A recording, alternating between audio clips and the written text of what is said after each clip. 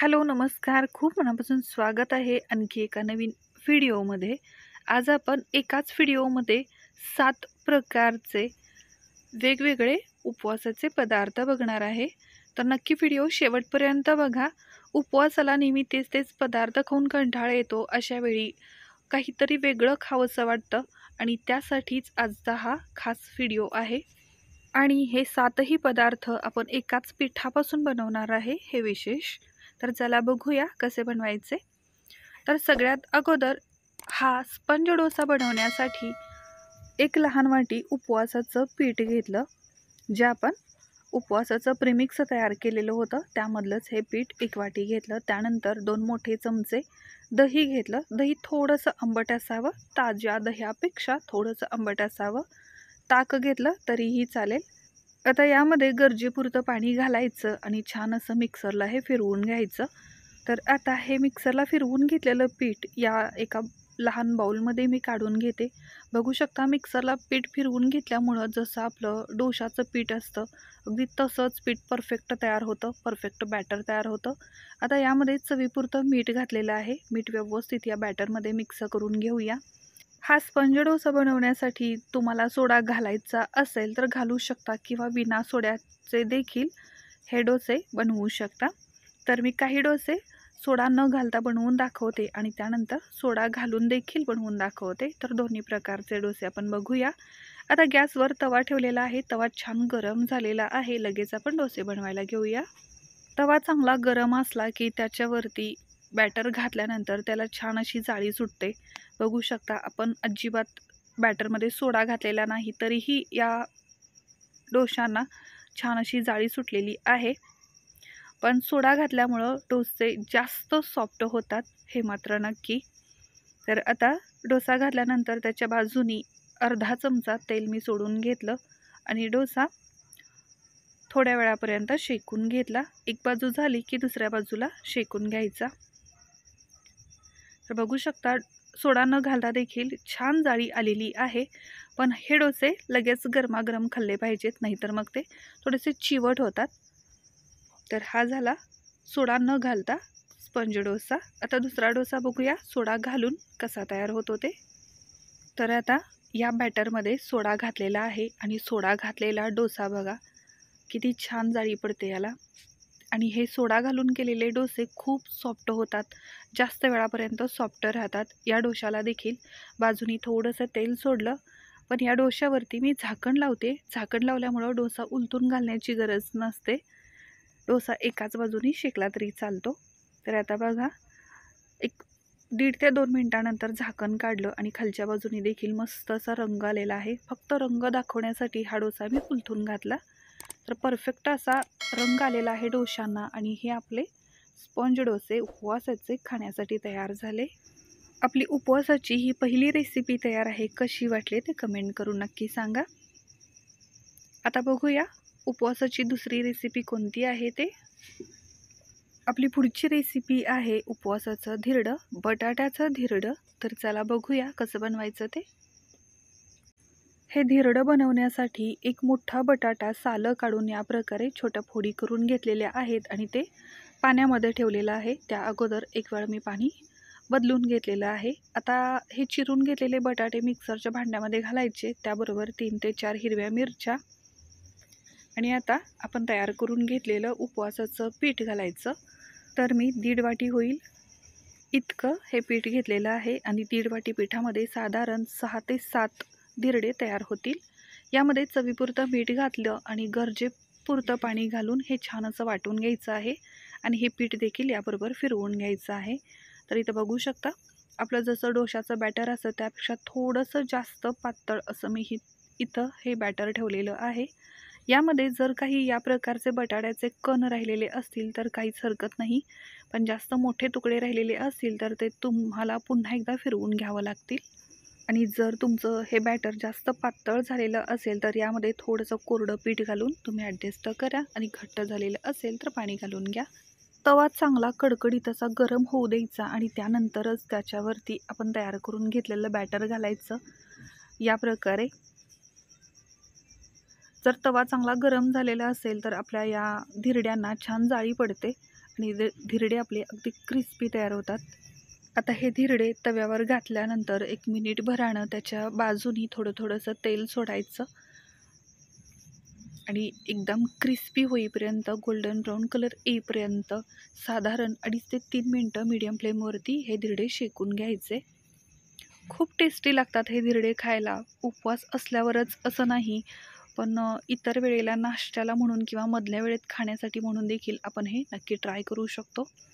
आणि हे धिरडे खायला इतके टेस्टी लागतात की याबरोबर चटणी, सॉस किंवा आमटी वगैरे याबरोबर खाण्यासाठी कशाचीही गरज नाही. असेच हे गरमागरम धिरडे रोल करून आपण खाऊ शकतो. खूप टेस्टी लागतात. ज्यांना उपवासाची खिचडी वगैरे खाऊन उपवास करायला नकोसं होतं, तेव्हा त्यांना असे मस्त चवीचे फटाफट तयार होणारे वेगवेगळे पदार्थ द्या. ते दररोज उपवास करायला तयार होतील. इतके टेस्टी पदार्थ हे तयार होतात आणि अगदी फटाफट तयार होतात. आता हे आपले सगळे धिरडे खाण्यासाठी तयार झाले.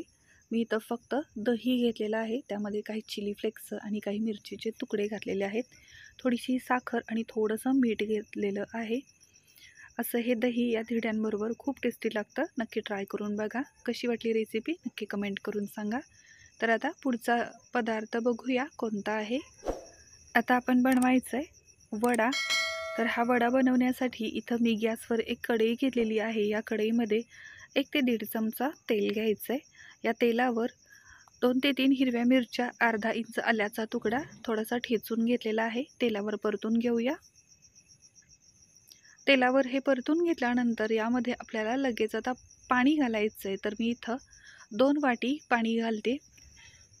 आता यामध्ये चवीपुरतं मीठ घालायचं आहे आणि या पाण्याला चांगली खळखळून उकळी येऊ द्यायची आहे. इथं मी चवीपुरतं मीठ घातलं आणि आता पाण्याला उकळी देखील आलेली आहे. आता एक कच्चा बटाटा वरची सालं काढून खिसणीने खिसून घ्यायचा आहे. त्यानंतर 2 वेळा स्वच्छ पाण्याने धुवून घ्यायचा आणि तो खिसलेला बटाटा इथं या पाण्यामध्ये घालायचा आहे. आता हा बटाटा यामध्ये घातल्यानंतर 1 ते 2 मिनिटापर्यंत पाण्याला उकळी आल्यानंतर हा बटाटा शिजवून घ्यायचा. तर आता 2 मिनिटापर्यंत हा बटाटा आपण पाण्यामध्ये आता शिजवून घेतला आणि ज्या वाटीनं आपण 2 वाटी पाणी घेतलेलं होतं त्याच वाटीनं 1 वाटी उपवासाचं पीठ यामध्ये ॲड करायचं आणि या प्रकारे व्यवस्थित असं या पाण्यामध्ये मिक्स करायचं. जर काही गाठी झालेल्या असतील पिठाच्या तर त्या देखील या प्रकारे थोडं प्रेस करून फोडून घ्यायच्या आणि या पाण्याबरोबर, या बटाट्यांबरोबर हे पीठ आपल्याला थोडंसं शिजवून घ्यायचं.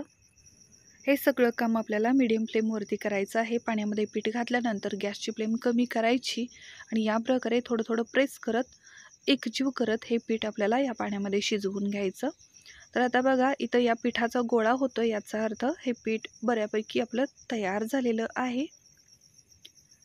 तर आता कढईला झाकण लावून 2 ते 3 मिनटं हे असंच सोडून द्यायचं, म्हणजे पिठाची चांगली वाफ निघते. आता मी गॅसची फ्लेम पूर्ण बंद केलेली आहे आणि 2 ते 3 मिनटापर्यंत ही कढई अशी सोडून द्यायची. 3 मिनटानंतर झाकण काढायचं आणि हे पीठ आता थोडंसं पसरून घ्यायचं आणि असंच सोडून द्यायचं. थोडंसं थंड झालं पाहिजे, जेणेकरून आपल्याला याचे वडे बनवता येतील. तर आता हे असंच पुन्हा 3 ते 4 मिनटासाठी सोडून देऊया. 4 मिनटानंतर थोडंसं थंड झालेलं असतं, आपल्याला हात लावता येईल पिठाला इतपत थंड झालेलं असतं. तर हाताला थोडंसं तेल लावून घ्यायचं आणि हे पीठ थोडंसं मळून घ्यायचं. ते चांगलं शिजलेलं आहे, त्यामुळं मळायला जास्त त्रास होणार नाही, लगेच ते मळून होतं. थोडंसं एकजीव करून घ्यायचं आणि आता पुन्हा हाताला थोडंसं तेल लावायचं आणि या पिठाचे वडे तयार करून घ्यायचे. तर तुम्हाला पाहिजे त्या आकारामध्ये हे वडे तयार करून घ्या, लंबगोल आकारात किंवा मी बनवते असे गोल आकारात. हे पीठ हातावर घेतल्यानंतर थोडंसं चोळून घ्यायचं, म्हणजे या पिठाचे असे वडे बनवते वेळी त्याला क्रॅक्स जाणार नाहीत किंवा त्याला चिरा पडणार नाहीत. तर या प्रकारे थोडंसं पीठ चोळून घ्यायचं हातावर आणि मग त्याचे गोळे बनवायचे. लंबगोल आकारात बनवू शकता किंवा गोल आकारात बनवू शकता. तर हे असे गोल आकारामध्ये हे वडे मी तयार करून घेतलेले आहेत. गॅसवर तेल देखील चांगलं गरम झालेलं आहे. आता हे वडे आपण तळून घेऊया. तर मीडियम फ्लेमवरती हे वडे आपल्याला तळून घ्यायचे आहेत. नेहमी आपले बेसनचे जे वडे असतात ते तळायला जास्त वेळ नाही लागत, पण हे वडे तळायला थोडासा जास्त वेळ लागतो, कारण ते आपल्याला अगदी क्रिस्पी होईपर्यंत तळायचे आहेत. तर पूर्ण 4 ते 5 मिनटासाठी मीडियम फ्लेमवरती हे वडे मी तळून घेतले. बघू शकता याचा रंग मस्त आलेला आहे. गोल्डन ब्राऊन कलर झाला की ते काढून घ्यायचे. खूप क्रिस्पी होतात हे वडे, खायला खूप टेस्टी लागतात. थोडेसे तिखट असले की अजून खायला मजा येते. तर असे हे उपवासाचे आपले वडे खाण्यासाठी तयार आहेत. बाहेरून एकदम क्रिस्पी कुरकुरीत आणि आतमध्ये एकदम सॉफ्ट स्पॉन्जी असे हे आपले वडे तयार होतात. नक्की ट्राय करून बघा. कसे वाटले ते कमेंट करून सांगा. चॅनलला सबस्क्राईब केलेलं नसेल तर सबस्क्राईब करा. त्यासमोर येणारा बेल आयकॉन प्रेस करा. चला तर आता आपला दुसरा पदार्थ बघूया कोणता आहे. हे आहेत आपले एकदम कुरकुरीत असे पकोडे. चला बघूया कसे बनवायचे.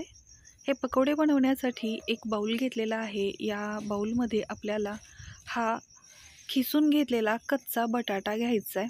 तर हा खिसून घेतलेला कच्चा बटाटा 2 वेळा स्वच्छ पाण्याने मी धुवून घेतलेला आहे आणि आता या पाण्यामधून काढून या बाउलमध्ये हा बटाटा घ्यायचा आहे.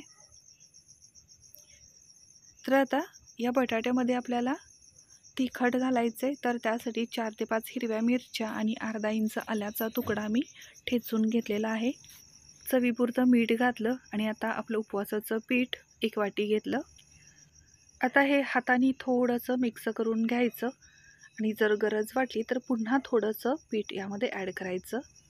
तर हे उपवासाचं पीठ थोडंसं कमी वाटतंय, तर आणखी थोडंसं पीठ घेते, म्हणजे 1.5 वाटी पिठाचं प्रमाण मी इथं वापरलेलं आहे.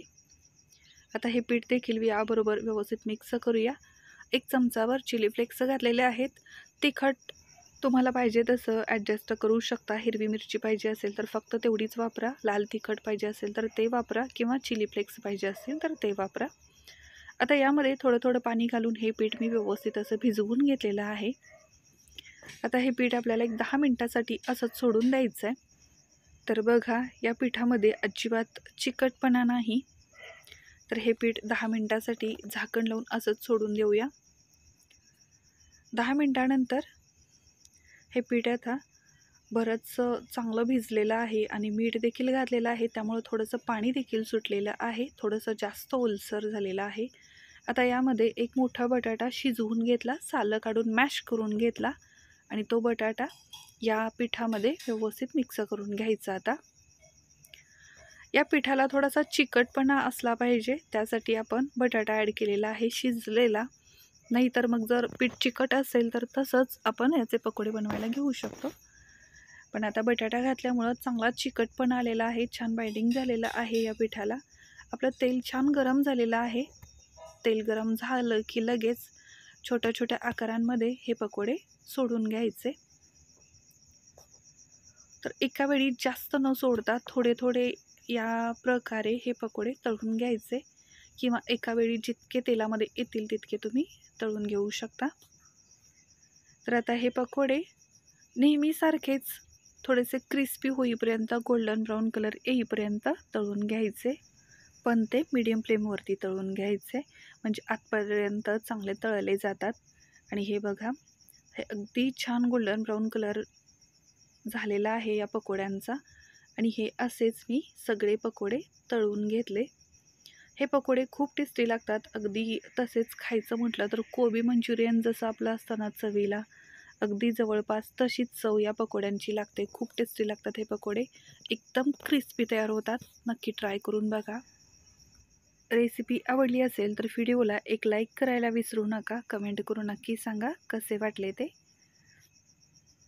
चला आता पुढचा पदार्थ बघूया. हा आहे आपला डोसा. खूप टेस्टी, एकदम कागदासारखा, एकदम पातळ, खूप क्रिस्पी आहे. चला बघूया कसा बनवायचा. हा डोसा बनवण्यासाठी मिक्सरच्या भांड्यामध्ये 1 ते 1.5 वाटी उपवासाचं पीठ घेतलं. त्यामध्ये अर्धा वाटी ताक घेतलेलं आहे. थोडंसं घट्ट होतं ताक, थोडंसं आंबट पाहिजे. त्यानंतर गरजेपुरतं पाणी घालून हे बॅटर वाटून घेतलं. यामध्ये आता चवीपुरतं मीठ घातलं आणि हे मीठ या बॅटरमध्ये व्यवस्थित मिक्स करून घेतलं. आपला रव्याचा डोसा जसा असतो एकदम क्रिस्पी कुरकुरीत एकदम हलका फुलका, तसाच हा डोसा तयार होतो.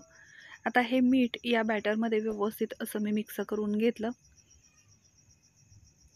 आता यामध्ये तिखटपणासाठी आपल्याला मिरची घालायची आहे. मिरची किंवा चिली फ्लेक्स देखील घालू शकता. मी इथं लहान 1 चमचा मिरची आणि आल्याची पेस्ट घातलेली आहे. जर तुम्ही कोथिंबीर वगैरे खात असाल उपवासाला, जिरे खात असाल तर तुम्ही ते घालू शकता. कढीपत्ता खात असाल तर ते अगदी बारीक कट करून तो देखील घेऊ शकता. आता इथं तवा आपला छान गरम झालेला आहे आणि अगदी कडकडीत अशा गरम तव्यावर हे आपलं डोशाचं बॅटर घालायचं. डोशाचं बॅटर तव्यावर घालण्या अगोदर तवा जर कडकडीत चांगला गरम असेल तर डोशाला अगदी मस्त अशी जाळी पडते. बघू शकता इथं कशी जाळी पडलेली आहे आपल्या डोशाला. आणि डोसा घालून 1 मिनिट ते 1.5 मिनिटानंतर बाजूनी थोडंसं तेल सोडून घ्यायचं, म्हणजे एकदम क्रिस्पी कडक असा आपला हा डोसा तयार होतो. तर हा आपला डोसा परफेक्ट असा तयार आहे. कुणीही म्हणणार नाही की हा उपवासाचा डोसा आहे. आपला रव्याचा डोसा जसा असतो अगदी परफेक्ट तसाच हा डोसा तयार होतो. खायला देखील जवळपास तसाच लागतो. तर नक्की ट्राय करून बघा. हे उपवासाचं जे आपण पीठ बनवलेलं आहे, या एकाच पिठापासून खूप पदार्थ तयार होतात. इथं मी फक्त 7 प्रकारचे वेगवेगळे पदार्थ दाखवलेले आहेत. तर तुम्ही देखील हे सगळे पदार्थ नक्की ट्राय करून बघा.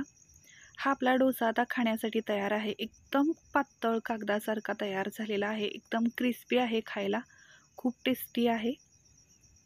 या डोशाबरोबर खाण्यासाठी इथं मी शेंगदाण्याची आणि चिंच गुळाची चटणी घेतलेली आहे. तर नक्की ट्राय करून बघा. कसा वाटला हा डोसा ते मला कमेंट करून सांगायला विसरू नका. चॅनलला सबस्क्राईब केलेलं नसेल तर सबस्क्राईब करा. त्यासमोर येणारं बेल आयकॉन प्रेस करा. आता पुढचा पदार्थ बघूया. हे आहे उपवासाचं उपीट आणि याबरोबर खाण्यासाठी एक सांबार किंवा एक आमटी म्हणू शकता. तर चला बघूया कसे बनवायचे हे दोन्ही पदार्थ. आपण जे काही पदार्थ या व्हिडिओमध्ये दाखवत आहे यामधला कोणताही पदार्थ बनवून बघा, एकदम टेस्टी तयार होतो. खूप सोपे आहेत सगळे पदार्थ बनवायला. नक्की ट्राय करून बघा. आता इथं गॅसवर एक कढई घेतलेली आहे. या कढईमध्ये 2 चमचे तेल घेतलं. तेल चांगलं गरम होऊ द्यायचं. तेल गरम झाल्यानंतर त्यामध्ये 1 मोठा चमचा हिरवी मिरची आणि आल्याची पेस्ट घेतली. थोडीशी परतून घेऊया. आता यामध्ये 2.5 ते 3 वाटी पाणी घालायचं आहे. या पाण्याला आता चांगली उकळी येऊ देऊया. यामध्ये चवीपुरतं मीठ घातलं. 1 ते 1.5 चमचा साखर घातली आणि आता 3 ते 4 चमचे शेंगदाण्याचा कूट घालते. पाण्याला चांगली उकळी आलेली आहे. आता यामध्ये आपलं जे उपवासाचं तयार पीठ आहे त्यापैकी 1 वाटी पीठ घालायचं आहे आणि या पाण्याबरोबर मिक्स करायचं आहे. जर या प्रकारे गाठी झाल्या तर या प्रकारे एकाच दिशेनं फटाफट फिरवून घ्या, म्हणजे त्या गाठी लगेच निघून जातील. आणि मीडियम फ्लेमवरती हे पीठ आपल्याला या पाण्यामध्ये शिजवून घ्यायचं. मी इथं शेंगदाण्याचा कूट वापरलेला आहे. तुम्ही अखंड शेंगदाणे देखील वापरू शकता किंवा काजूचे तुकडे देखील वापरू शकता. जर कोथिंबीर कढीपत्ता खात असाल तर ते देखील यामध्ये तुम्ही नक्कीच ॲड करा. अजून टेस्टी असं हे आपलं उपीट तयार होईल. आता याच्यावरती 3 ते 4 मिनटासाठी अगदी कमी आचेवर झाकण लावून सोडून देऊया. त्यामुळं चांगलं वाफळलं जाईल, हे चांगलं उकडलं जाईल आणि आपला हा भात किंवा उपीट परफेक्ट तयार होईल. तर आता बघा, झाकण लावून सोडल्यानंतर छान असं हे शिजलेलं आहे. आता मी लगेच गॅसची फ्लेम बंद केली आणि आता हे थंड झाल्यानंतर खायला घ्यायचं, म्हणजे ते दाणेदार तयार होईल. थंड झाल्यानंतर थोडंसं कोरडं होतं. आता दुसऱ्या एका कढईमध्ये 2 चमचे तेल घेतलं. या तेलावर पुन्हा एकदा हिरवी मिरची आणि आल्याची पेस्ट घेतली. थोडीशी तेलावर परतून घेऊया. आता यामध्ये 2 ते 3 चमचे ओला नारळ, ओलं खोबरं मिक्सरला फिरवून घेतलेलं ते परतून घ्यायचं. चांगलं परतून घ्यायचं हे ओलं खोबरं. यामधला कच्चेपणा बराचसा कमी झाला पाहिजे. आता बघा, याला तेल सुटलेलं आहे, याचा अर्थ खोबरं चांगलं परतलं गेलं. आता यामध्ये कच्चा बटाटा या प्रकारे छोटे छोटे तुकडे करून घेतलेले तो घातला. या बटाट्याच्या वरची जी साल आहे ती मी काढलेली नाही. तुम्हाला जर गरज वाटली तर तुम्ही काढून घेऊ शकता. आणि हा बटाटा देखील या खोबऱ्याबरोबर थोडा वेळ परतून घेऊया. तुम्ही इथं शिजलेला बटाटा वापरला तरीही चालेल, मी कच्चा बटाटा वापरला आहे. आता अर्धा चमचा लाल तिखट आणि चवीपुरतं मीठ घातलं. आणि आता यामध्ये 1 ते 1.5 पेला पाणी घातलं. 2 ते 3 चमचे शेंगदाण्याचा कूट घालायचा. 1 चमचा साखर घालायची चवीपुरती. साखर घातल्यामुळं अजून टेस्टी असं हे सांबर किंवा आमटी तयार होते. एक वेळ मिक्स करून घेऊया. आणि आता पूर्ण 6 ते 7 मिनटासाठी मीडियम फ्लेमवरती ही आमटी उकळू द्यायची, शिजू द्यायची. तर आता बघा, एक उकळी आलेली आहे. उकळी आल्यानंतर याच्यावरती झाकण लावून 6 ते 7 मिनटासाठी असंच सोडून देते. आणि आता 8 ते 10 मिनटांनी आपली ही आमटी खाण्यासाठी तयार झाली. अगदी आपला वरीचा भात असतो किंवा साबुदाण्याची खिचडी असते, त्याबरोबर देखील खूप टेस्टी लागते ही आमटी. नक्की ट्राय करून बघा. तुम्ही नेहमी फक्त शेंगदाण्याची आमटी बनवत असाल, पण या प्रकारे खोबऱ्याचा वापर करून देखील ही आमटी बनवून बघा, खूप टेस्टी लागते. आता आपण तयार करून घेतलेलं हे उपीट किंवा भात हा देखील तयार आहे. थंड झाल्यानंतर एका वाटीमध्ये घेऊन तो या प्रकारे मी प्लेटमध्ये घेतलेला आहे. हे गरमागरम उपीट थोडंसं तूप घालून खायला खूप टेस्टी लागतं आणि या आमटीबरोबर खायला तर अप्रतिम लागतं. नक्की ट्राय करून बघा. कसं वाटलं ते कमेंट करून नक्की सांगा. तर आता पुढचा पदार्थ बघूया. हा आहे उपवासाचा ढोकळा. हा ढोकळा बनवण्यासाठी एका बाउलमध्ये मी इथं 1 वाटी उपवासाचं पीठ घेतलं. त्यामध्ये अर्धा वाटी दही घेतलं. त्यानंतर अर्धा चमचा मिरची आणि आल्याची पेस्ट घेतली. चवीपुरतं मीठ घेतलं.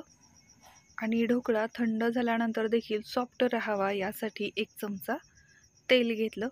आता हे सगळं व्यवस्थित मिक्स करून घेऊया. आता हे मिक्स झाल्यानंतर यामध्ये थोडं थोडं पाणी घालायचं आहे आणि छान असं याचं बॅटर बनवून घ्यायचं. जास्त पातळ नाही किंवा जास्त घट्ट नाही, असं हे बॅटर आपल्याला बनवायचं आहे. कारण जास्त पातळ किंवा जास्त घट्ट जर बॅटर झालं तर ढोकळा आपला पाहिजे तसा फुलणार नाही. आता यामध्ये 1 ते 2 चमचे साखर घालते, कारण हा आपला ढोकळा आंबट, तिखट, गोड चवीचा तयार होणार आहे. तर आता हे बॅटर बघा परफेक्ट तयार झालेलं आहे. याला आता 10 ते 15 मिनटासाठी हे बॅटर आपल्याला असंच सेट होण्यासाठी झाकून सोडून द्यायचं आहे. आता 12 ते 15 मिनटानंतर हे बॅटर बघा थोडंसं पहिल्यापेक्षा घट्ट वाटतंय. हे बॅटर असंच आता आपल्याला पूर्ण 2 ते 3 मिनटासाठी चांगलं फेटून घ्यायचं आहे. तुम्ही चमच्याने फेटून घेऊ शकता, विस्करने फेटून घेऊ शकता किंवा हाताने चांगलं पूर्ण 2 ते 3 मिनटासाठी चांगलं फेटून घ्यायचं. जितकं आपण बॅटर फेटून घेतो तितकं ते हलकं होतं आणि आपला ढोकळा एकदम हलका फुलका मस्त जाळीदार तयार होतो. आता या बॅटरमध्ये अर्धा चमचा खायचा सोडा घातला आणि त्यावर 1 ते 1.5 चमचा लिंबूचा रस पिळला. आणि आता हा सोडा आणि लिंबूचा रस या बॅटरमध्ये व्यवस्थित असा मिक्स करून घ्यायचा. बघू शकता, सोडा आणि लिंबूचा रस घातल्यावर या बॅटरला एक बुडबुडे यायला सुरुवात झालेली आहे. हलकं होतं आहे हे बॅटर, बघू शकता इथं. आणि आता ज्या ट्रेमध्ये किंवा ज्या भांड्यामध्ये आपल्याला ढोकळा वाफवून घ्यायचा आहे त्या भांड्याला अगोदर तेल लावून ते भांडं तयार ठेवायचं. तर या ताटाला मी तेल लावून हे ताट तयार ठेवलेलं होतं आणि या ताटामध्ये आता आपण हे सगळं इडलीचं बॅटर काढलं. गॅसवर एका कढईमध्ये मी अगोदरच पाणी घालून, एक रिंग घालून पाणी उकळायला ठेवून दिलेलं होतं. ते पाणी देखील तयार आहे. आणि आता या रिंगवरती हे आपलं बॅटरचं ताट ठेवायचं आहे आणि झाकण लावून पूर्ण 12 ते 15 मिनटापर्यंत हा ढोकळा वाफवून घ्यायचा आहे. तर आता 15 मिनटानंतर हा आपला ढोकळा बघा छान असा फुलून वरती आलेला आहे. एक वेळ चाकूनी चेक करून घ्या. 15 मिनटं झाल्यानंतर चेक करायची देखील गरज लागणार नाही, असा हा ढोकळा परफेक्ट तयार होतो. तर आता ही ढोकळ्याची प्लेट, हे ताट मी बाजूला काढून घेते. थोडंसं थंड होऊ द्यायचं आणि त्यानंतर हा ढोकळा कट करायला घ्यायचा आणि पाहिजे त्या आकारामध्ये हा ढोकळा कट करून घ्यायचा. तुम्ही जर गरमागरम ढोकळा कट करायला जाल तर ढोकळा अजिबात व्यवस्थित कट होणार नाही, तो चाकूनी चिटकून वरती येईल. त्यासाठी थंड झाल्यानंतर कट करून घ्यायचा. आणि आता बघू शकता हा ढोकळा मी कट करून घेतला. मस्त अगदी जाळीदार असे हे आपले ढोकळे तयार आहेत. खूप टेस्टी मऊ लुसलुशीत असे हे ढोकळे तयार होतात. एक वेळ नक्की ट्राय करून बघा या सगळ्या रेसिपीज आणि कमेंट करून नक्की सांगा या सगळ्या रेसिपीज तुम्हाला कशा वाटल्या ते. चॅनलला सबस्क्राईब केलेलं नसेल तर सबस्क्राईब करा, त्यासमोर येणारं बेल आयकॉन प्रेस करा. कमेंट करून मला नक्की सांगा या सगळ्या रेसिपीज तुम्हाला कशा वाटल्या ते. आणि येणाऱ्या उपवासाला यापैकी एक तरी रेसिपी नक्की तुम्ही ट्राय करून बघा, कमेंट करून सांगा. व्हिडिओला लाईक करा, चॅनलला सबस्क्राईब केलेलं नसेल तर सबस्क्राईब करा. थँक्यू.